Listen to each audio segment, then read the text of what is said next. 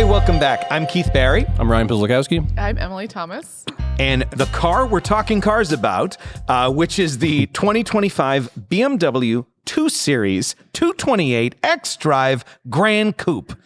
Whew. Okay, so this is on a window sticker. Yeah, well, they did. And they also put a price that was $41,600 on the one that we purchased. Mm-hmm. That's the base price. And then we added a couple of extras, which included a metallic paint, which is called Brooklyn Gray. Mm-hmm. So it was very trendy in 2011. I do like the color, though. Yeah, it is nice. It is nice, yeah. Just making fun of the name. Yeah, and then adaptive cruise control with stop and go for traffic jams, a heated steering wheel, and a $1,175 destination charge, which actually isn't that bad these days. It's true. And in total, we paid $45,725 for this car, which is entered our test program, and it's in test right now, all rigged up and ready to go. So I'm going to give some specs, and then we're going to talk about what this is. Close your eyes and picture, not if you're driving, and picture what a BMW 2 Series is, okay?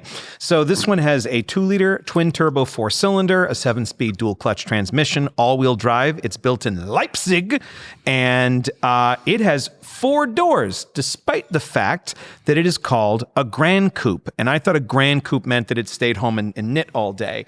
But no, I'm sorry. But it is actually a totally different car than the 2 Series. Yeah. And it's similar to the X2 and the Mini Countryman. Because of the 4 doors. Yes, and it's similar in way more ways. So, Ryan, what is this car? How is, and it feels like we've talked about it recently too, right? This is a new one, but there's been one out for a little while. Yeah. What is it? I don't know. Actually, it's so confusing because you just mentioned there's this Gran Coupe 4-door 2 Series that is completely unrelated to the 2-door actual BMW Coupe. 2 Series. 2 Series. Sorry. Which the M2 is based on. Yeah. And that's the one you probably pictured if you closed your eyes. Yes. But this is not. This is, I think, this is an entry-level-ish BMW. So you can get a BMW that has a BMW badge on it and drive around, right? It is unlike the Coupe because it's on a different platform, meaning the underpinnings, the chassis is all different. This actually has a transverse mounted engine, which means it's sideways as opposed to longitudinal with the car. That saves some space. It's also a modular platform that you can use in other cars. They use it in the Coupe, the Mini Countryman, X1, X2. And they have a nice little word for that platform. And I wish that you could pronounce it for us. Unterklasse. Which translates to underclass. Basically, underclass. But no, it's the lower class BMW. And by that they mean it's the entry level. But right. Never one to mince words. I don't speak German. This could be a perfectly fine word, but it just sounds that when you're buying a BMW for almost $50,000, and told you, this is the underclass. This is for the lower class. Yes, this is the lower class BMW. It is front wheel drive. Yeah, it's front wheel drive based. So that's a part of that platform is it allows for front wheel drive or all wheel drive, which they can interchange it. And these modular platforms are not unusual or uncommon. I mean, they use sometimes they're used across brands. Never mind just within a brand. So but it's cost effective for the manufacturer to make one of these platforms, and then they can just slap different bodies on it. Basically, they make some adjustments, sure, but they can just change the body out on top of it, and it's interchangeable. So it's cost effective in that sense. But it's got some drawbacks. I think we'll talk about some of that as we go. But absolutely. And these platforms too, like sometimes you see there's a platform and the cars are completely different and you would never know they're related. And it's only like a couple of parts that get shared. And then sometimes it's like old school, These are truly sister cars. Exactly. Yeah. Slap a Landau roof on a Chevy and it's an Oldsmobile. Like that level of... they have the same window switches in it, but they're totally different brands, right? Yeah. Exactly. So we've all driven it. We've all spent some time with it. And we've all spent actually probably more time with with some of the other cars on this Unterklasse, this UKL platform. And this is the second generation of this car. It is. And I got to say, since the first generation's been out, I've seen like 6 of them on the road. And one of them was ours. So at least 5. It's not like people are not, Yeah, you don't see many of them. That's a fair point. Have you seen one? No, I barely know how to find ours in the lot. Like, because we have a few that are similar in size. To be honest, you probably wouldn't even. They don't stick out enough to even notice. It looks like they don't really look like BMWs in a way. They look like something else. I think. Yeah, unless you look at the front and see the it's grill. just, they don't have. They don't stick out that much, and it is a smaller car, so you just don't notice. Mike Crossan said it's great if you've never been in a BMW before. Like if you want a BMW, but you've never experienced a BMW before, it's a good one for that. But if you have, it's going the opposite way. Yeah. I would say the biggest issue with this car, and we'll get into a lot of the living with it and the driving. But the first thing I notice whenever I'm in any of these cars, with specifically the BMWs and the Minis with the 2.0 turbo and the 7-cylinder dual clutch transmission, is you're driving around and you come to a stoplight and then you lurch forward and it kind of snaps you back in your seat in a bad way. There's this lurchiness. Have you noticed this driving them? I feel like I noticed it more when I was driving the X1. With the X2 and even this 2 Series, not as much. It felt really aggressive in the X1. This one, I was almost keeping an eye out for because I had read the logbook, had seen that some of you had already said it, and it didn't feel as severe to me as the X1. But it was there. It just wasn't as bad. Yeah. For me. Yeah. I think it's been tuned a little bit better, I think we found. So just going back in time, the dual clutch transmissions, that's what this is. It basically has 2 clutches inside of it that engage the gears so that you can drive forward, right? A traditional transmission has a torque converter that basically softens that engagement when you're going into gears. So the beauty of dual clutches, they're effective because they shift very, very, very quickly. So they're a little more efficient. That's why they put them in a lot of cars. A lot of times they put them in sportier cars because they shift so fast. They give you that sporty like Ferrari or Porsche feeling when it like pops into gear and just throws you in the seat. I remember 20 years ago it was this huge deal that they could fast shifter than a human, faster than a race car driver. Right, and it is. I mean, it's fun at speed, but at low speed, ever since we first started testing cars that had these, they have low speed drivability issues because the clutches are trying to sort out like we're like creeping a little bit faster. They can't just like gently engage like a torque converter would with a regular transmission. So it suffers from that low speed lurchiness, as you called it. Double-mindedness almost. Yeah. And but I'll tell you what, once you're at speed, this thing shifts very, very slick. Oh, it's slick. It's fantastic. But it's that low speed lurchiness that makes it a little bit clumsy at times. Yeah. As far as you said, great on the highway. This is like a solo road trip car, right? Or maybe a couple, 2 for the road. Just this doesn't feel like a family car. No. Yeah. I wouldn't say so. I mean, I put my family in it. Whether But you were snug. Were they happy? Yeah, were they smiling? How was their leg they room? were okay. Yeah. I'm a short driver, so I give a little bit more room to the back seat, but even still, it was really tight. And my oldest, he's pretty tall for his age. If he was just even a little bit older, I'm sure that it would be like for a growing teen, it would be very uncomfortable. Yeah. Right? Yeah. Nemo's forward facing, so I didn't have to worry about like a rear facing car seat impinging upon like that front passenger space or anything like that. But it's so tight. Even getting the car seats back there, like the door, it has 4 doors. Yes, because it is a coupe. Technically speaking. But It's a Gran Coupe. It's a Gran Coupe. But the rear door is not really big. It doesn't give you like a ton of door access. Like the opening itself is not huge. So it's weird because I'm like, you technically have a back seat, but it's not really intended for large humans or like adult size humans, it feels like. So I don't see a lot of people using it that way. So this is the car that if you buy when you're, younger empty nesters, but then I was saying when your children have grown and are out of your home. But you sell it if you have kids, then that's when you sell it and trade it into something else. This isn't the car you can grow into as a family. No, I think this is a car that someone buys after they graduate, they get a pretty solid job or whatever they're doing in their life. Something they that can pay for a $45,000. Yeah, and they want a BMW, and this is technically it's below the average price of a new car today, right? Yeah, it is. So I mean, and it's a BMW. So that being said, I think treat yourself. It's better than the first version of this car, I believe. From some stuff we'll talk about, I guess, but Yeah, that's I think who buys it, and that's what it's meant to. Yeah, you grow into it. And it's not for a family. I mean, the back seat. If I'm driving this car, you're not sitting behind me probably. I mean, I had the seat pretty far back.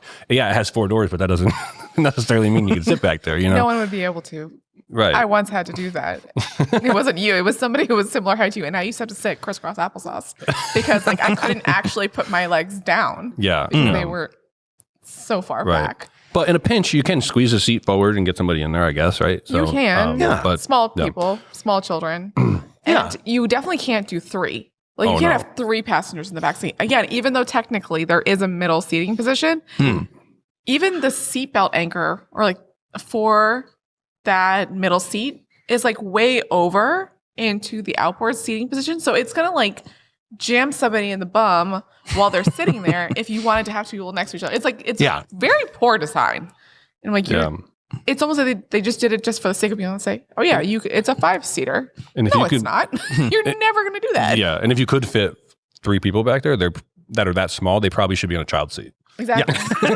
Yeah. Oh, absolutely. They were really not. This is not legal, right? Yeah. You definitely can't put 3 back there. So I guess before we get into the driving,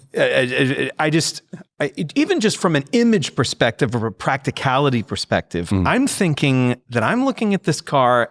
Let's say I go back in time and decide to go into something other than journalism, and I decide, I'm gonna buy a BMW as a treat myself, and I'm gonna go to the dealership with my budget of $45,000, and I'm gonna look at this car, I'm gonna drive it, and whatever the ad will have gotten me in, and then I'm gonna see that certified pre-owned 3 Series sitting in the parked a little further in the back, and I'm gonna see that little extended warranty on, and it only has 20,000 miles, and I'm gonna drive that.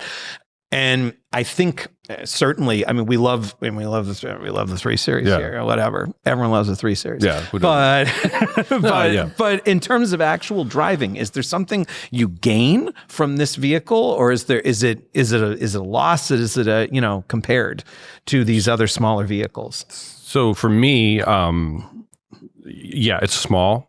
It's got pretty tight steering. It's firm riding, borderline stiff.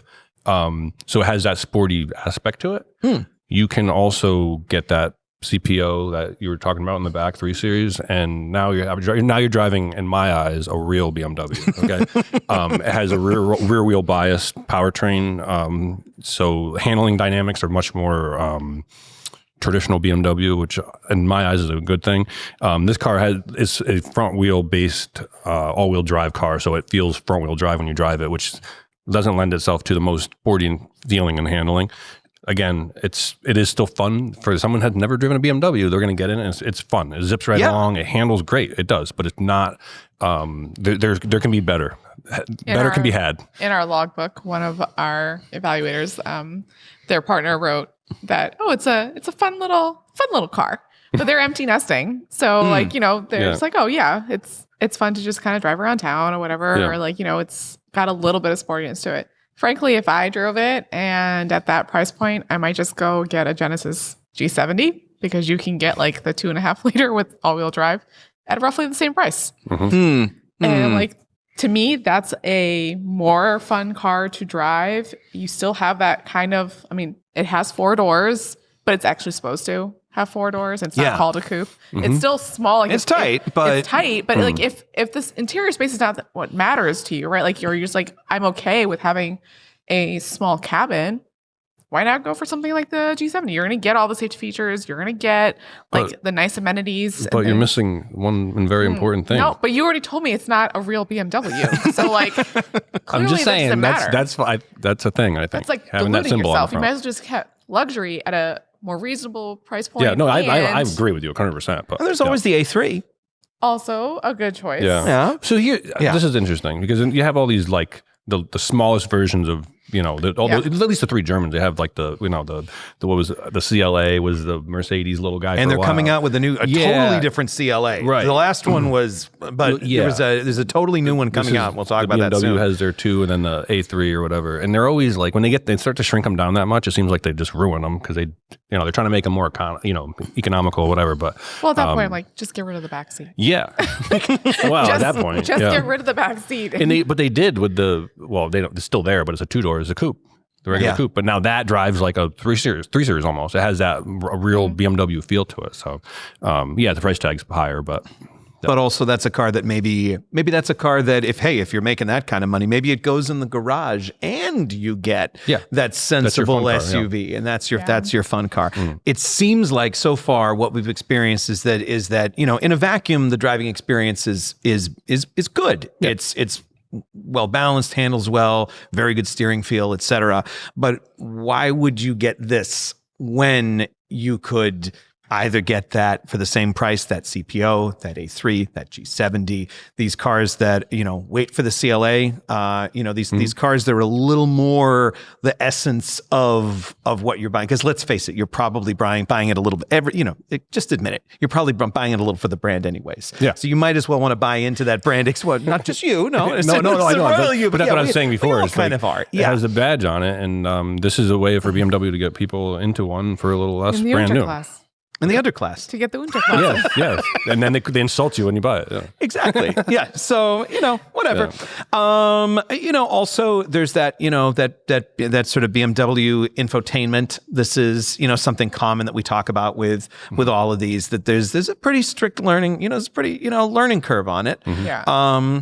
You get used to it, but it's not as easy as you get in there and it's ready to go. Yeah, I'm just getting used to it now, so it's probably about time for them to change it around completely. Yes. So I can't figure it out. 3 test cars in, exactly. We're finally okay, now we know what to That's expect. a real thing. Yeah, that's just like our Google Workspaces here. All of a sudden, it's I want to put it out an office message. They rearranged it for you completely. So now we can have that in it's 2-ton machines. There's the learning curve, but then there's also things that are just changed where does it need to be changed, right? Like park should be part of your gear selector. Yes. Using the electronic parking brake as your parking gear is unnecessary, like the 2 separate functions, right?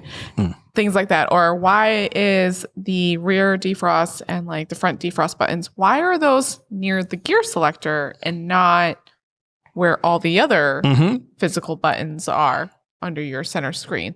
Like, it should make sense.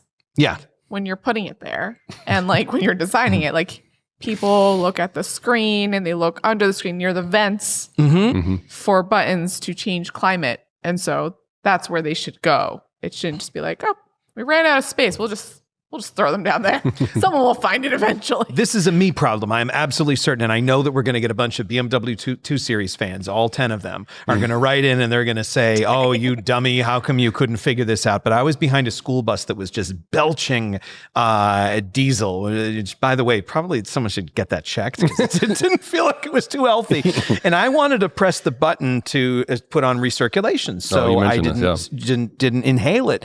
And I could not for the life of me. And I'm driving behind a school bus and I'm searching through the menu and I finally said, this is not safe for me to continue hunting through for this. You gambled, you're better off choking on the smoke. Exactly. I figure the overall, harm to society is greater with my hunting and myself around a bunch of kids.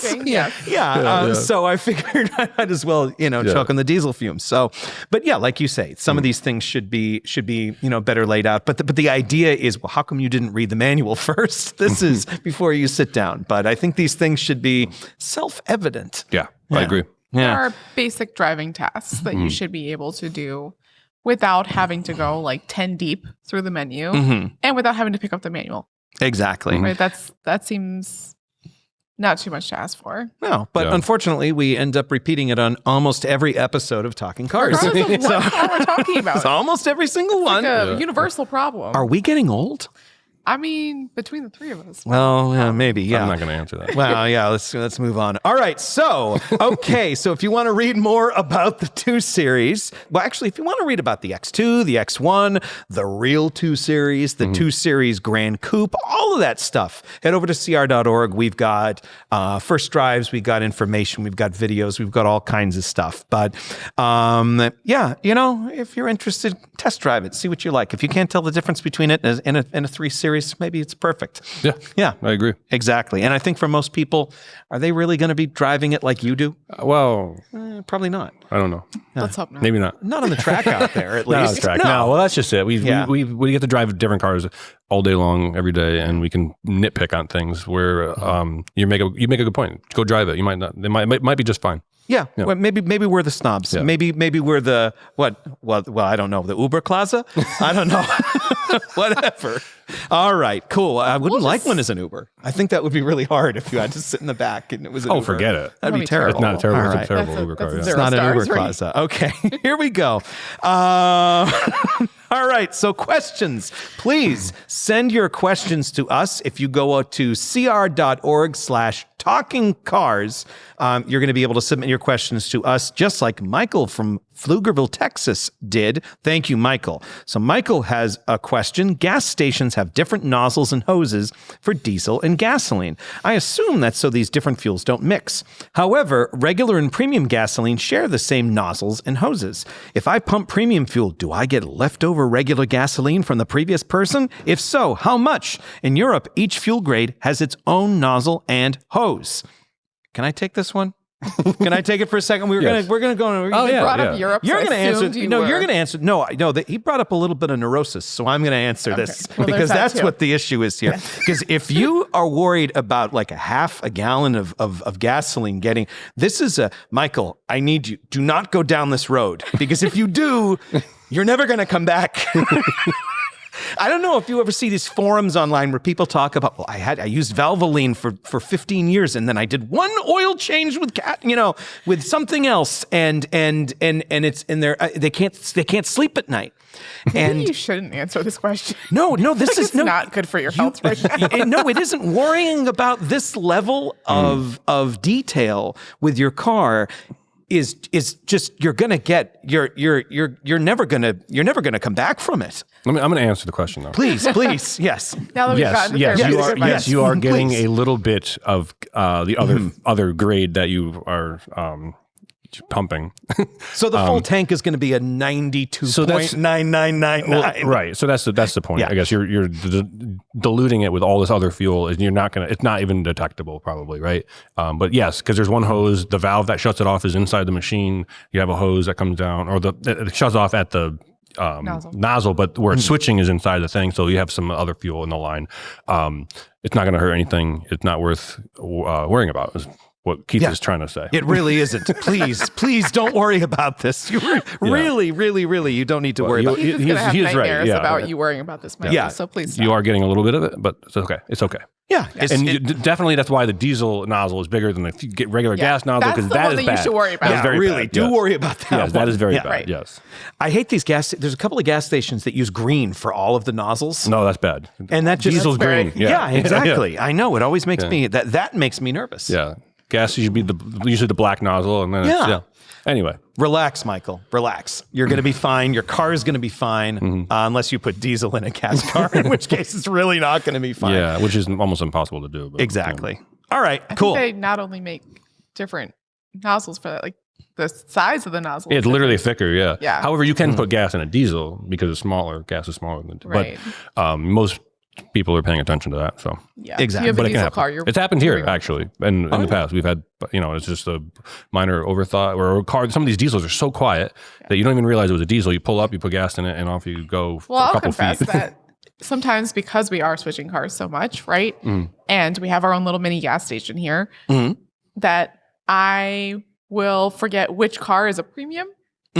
Sure, And I'll that happens forget a lot. I'll yeah. forget to check the book. We used Right? to put it on a sticker on the. Oh, yeah. Yeah. Right. Remember So now back it's in the in our day? logbook. Yeah. Or like the little book and in the cars. Right. And sometimes I forget because I'm like, oh yeah, this one, like they changed it. So it's not this one anymore. But so yeah, Then when I go to fill it in, I'm like, oh, stink. I did the wrong one. And I have to go to. well, so that that can actually be an issue if the car is in test. We want to make sure we have the right fuel in Right. it for fuel Thankfully, economy I only testing, get which into cars we after pay attention to all that. But it can happen for that reason. Right. But I was to bring this back to our sort of Unterklasse cars. I was driving one of the like hundreds of Jaguar XE, the little compact one they made. They made a couple of hundred diesels and sold And of them to the course United you had States. one. And I'm at a gas station in northern Vermont, and it's a full service gas station. And I have to get out of the car and argue with this guy to fill it up with diesel because he keeps trying to tell me that I'm going to destroy the car, that they don't make, this is, what is wrong with you? And I had to bring out I had to bring out the book, like the cap's yellow, like, no, it's a diesel. And then he wanted to see it. And then he wanted to talk diesel and the whole experience for you. Oh, we made friends. Yeah. We still send Christmas cards. We've digressed. Yeah, we've digressed. So let's go to Brian from Minneapolis, who has a question for us, which is when looking at car ratings, how do they compare across subcategories? Ooh, so this is a inside baseball CR behind the scenes question for us. For example, compact versus subcompact, SUV versus sedan, luxury versus non-luxury. Is a better than average in ride, and that's in CR's ride measurement, for example, the same across subcategories? Or is a better than average ride in a compact better than in a subcompact, and a sedan versus an SUV, and a luxury versus a non? Those are examples. Yeah. So I know you folks talked to our statisticians on this, right? Yeah. Great. Got some friends over there. Yeah, over there somewhere. Yeah. Yeah, over there somewhere. Yeah. So the answer to this is, and I deal with this with tire ratings. We rate everything on a global scale, we call it, because if you're going to tell someone that the sports car ride is stiff, because it is, in comparison to that big Mercedes S-Class that rides really, really nice. If we graded them in groups of what the types of cars they are, it gets confusing because you could look at one page and the sports car rides really well. The best riding sports car of that group gets a 5 because it's the best one in that group. That's misleading because it's not a 5 compared to the cars that actually really do ride well. Yeah. So what we do is we rate them on a global scale. Yeah. And that way the ratings have the same meaning regardless of where you're looking. Right. But that's behind the scenes in the sense that when we rate, when we use those ratings now to make the actual overall score, the weighting is adjusted to accommodate what type of car that is. So if the sports car ride quality isn't a huge high point, handling stuff like that is, because that's what the car is designed to do. Yeah. Right. A S-Class, big fancy car, that should ride really, really well. So that's weighted more heavily because it should be comfortable. So in simple words, they're rated on a global scale, but the weightings behind the scenes that you don't see are adjusted for the type of vehicles that they are. Yeah. I think I said that correctly. Yes, because you want to make sure that you can compare across, and so that when you see a 5 or you see a 1, that's truly what it means, right? Yeah. 1 being that, like, okay, this is really bad, and a 5 being this is really good. Yeah. Now, if we were just having them based off a subcategory, then that would be trickier, right? Because you'd be like, oh, well, then the 5s don't really mean a 5. It's 5 with an asterisk. No, you're right. Sorry, I'm going to interrupt you, but I have a good example because this, going back to tires, years ago, we used to rate, we'd have the magazine, you flip the magazine open and you have a category of winter tires and then all season tires, right? And for snow traction, the winter tires would all get 5s because they were really good. And then in the all season group, you'd have some 5s and 4s and because they were rated within that group.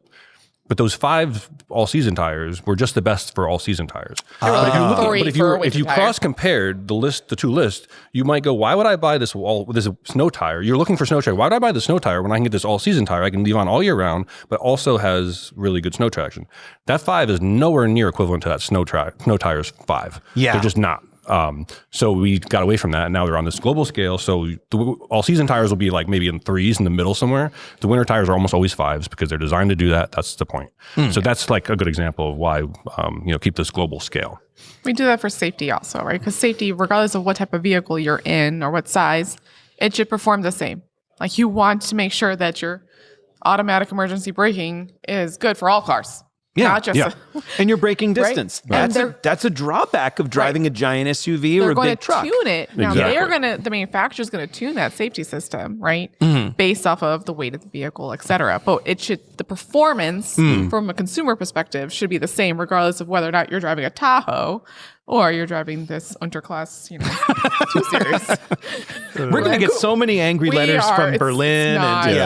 It's going to be, but you want to make sure that things are being rated globally because that's how you're looking at it as a consumer, right? Because you might be cross shopping, Exactly. not always between categories, but there's a chance that you could, and you want to make sure that you understand the ratings across.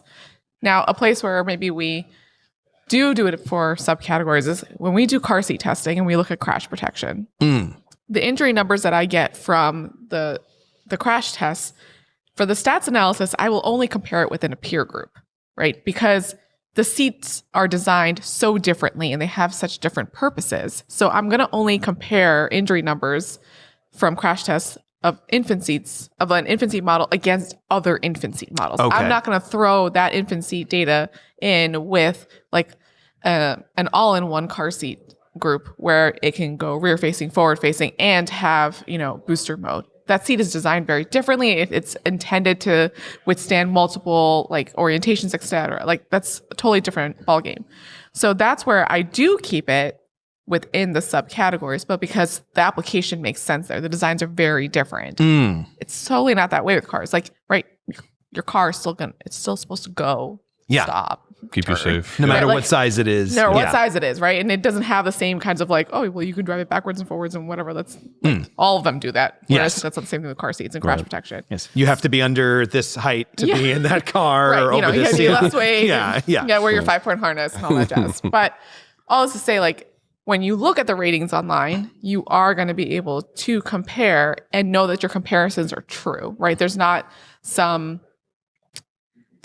in the background that's making, that sporty car look as good as an S-Class for ride. It's just, it probably has a poorer score for ride than an S-Class, Right. but it's supposed to. But you can look at it within its category and say, okay, well, no sports car has a buttery smooth ride, but Right. this is the best of the sports cars Correct. because we do And that's how you look at the overall score. That's what the overall score will tell you, right? Because we take those objective, independent like tests and ratings, and then we weight the different ratings differently, as Ryan was saying, to create that overall score. So this way, when you do compare within a subcategory, if you are looking at all the sports cars, you can be like, oh, okay, well, this whatever it is, I don't know, is better, has a better, higher overall score than another sports car. And that's because within its category, it is better. Right. But that's also how we get something has a 75. There's an SUV. There's a big SUV that has a 75. There's a sports Exactly. car that's a Right. 75. There's a sedan. Exactly. The There's an overall EV. scores aren't, cross comparable, if you will. And it also helps, I think, too, when we get sort of these new categories or these category busters. Like Yeah. if you remember a few years ago, more than a few years ago now, as we established. But We've been here a long time. but remember when they first started coming out with like performance SUVs and then higher performance SUVs or performance electric cars or electric cars with even longer and longer and longer ranges. So if we didn't have that global scale, then we wouldn't be able to, recognize these vehicles that actually, hey, it's It allows us to highlight the ones that are really shining. Yeah. And then also really identify the ones that are doing really bad. Yes. Right. Yeah. Stay away. If it's like red or orange. Yeah, not great. It's exactly. Exactly. So you'll be able to see all the reds, the oranges, the better than averages, all of those at cr.org for all of the cars we've talked about today, when we've talked about a lot of them, and all the tires and all the car seats. And If you just want to check out our ratings, visit consumerreports.org. you said it. Cool. Thanks so much for joining, and we'll talk cars again soon.